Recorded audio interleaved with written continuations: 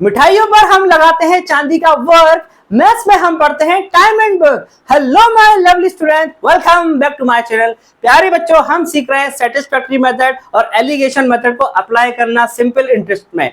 2 question हमने कर भी लिए, 3rd क्वेश्चन लेकर आया हूं। एग्जामिनर कैसे कैसे चेंजेस करता है वो हम सब सीखने वाले हैं। सो विदाउट गेटिंग इन ले, लेट्स गेट स्टार्ट। वीडियो को पॉज करिए और क्वेश्चन को समझने का और सॉल्व करने का भी ट्राई कीजिए। चलिए क्वेश्चन को कर देते हैं साइड में, क्योंकि ये क्वेश्चन थोड़ा सा स्पेस ऑक्यूपाई कर रहा है, हमारे पास थोड़ी जगह कम है। चलो साइड से हो जाइए, क्योंकि हमारे प्यारे बच्चों ने क्वेश्चन को पढ़ लिया। चलिए देखिए, सबसे पहले सेटिस्फाई मेथड करते हैं। देखिए वो क्या बोलती है, देखिए ये 8% पे है, ये 10% पे है, नाम ही सेटिस्फाई है, तो वो ये कह रहा है भाई इसको भी 10% पर लाओ। इसको 10% पे आपने क्यों दिया हुआ है, इसको भी 10% पे लाइए। ओके, 10% पर ले आएंगे।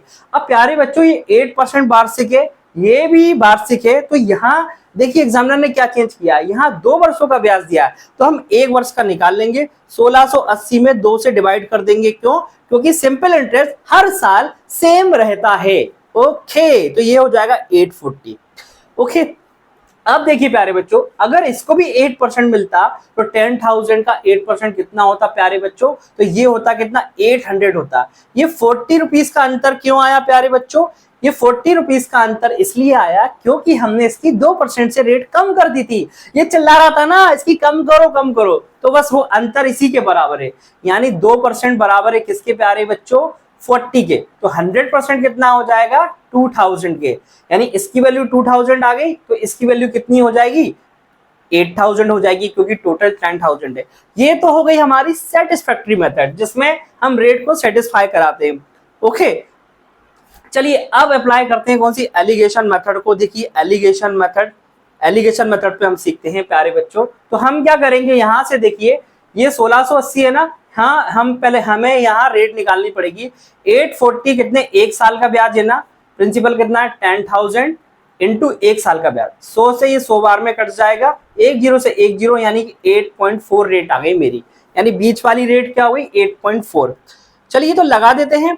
ये है 8% पे, ये 10% पे, और ये 8.4। देखिए 8.4 इन दोनों के बीच में आ रहा है या नहीं आ रहा? यही तो हमारी एलिगेशन मेथड का रूल होता है, ये वैल्यू इन दोनों के बीच में होनी चाहिए। ओके, तो चलिए 8.4 में से 8 जाएंगे तो 0.4 बचेगा, 10 में से 8.4 जाएंगे तो कितना बचेगा प्यारे बच्चों? 1.6।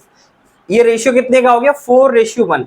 यानी कि 5 की वैल्यू 10,000 है, तो 1 की वैल्यू 2000, 4 की वैल्यू कितनी हो जाएगी? 8000। ये यहाँ कर देता हूं मैं, 5 की वैल्यू है 10,000।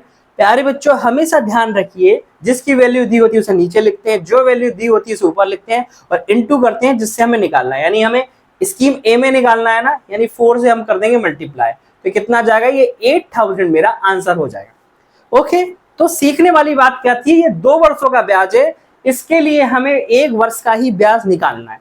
ओके प्यारे बच्चों, थैंक यू।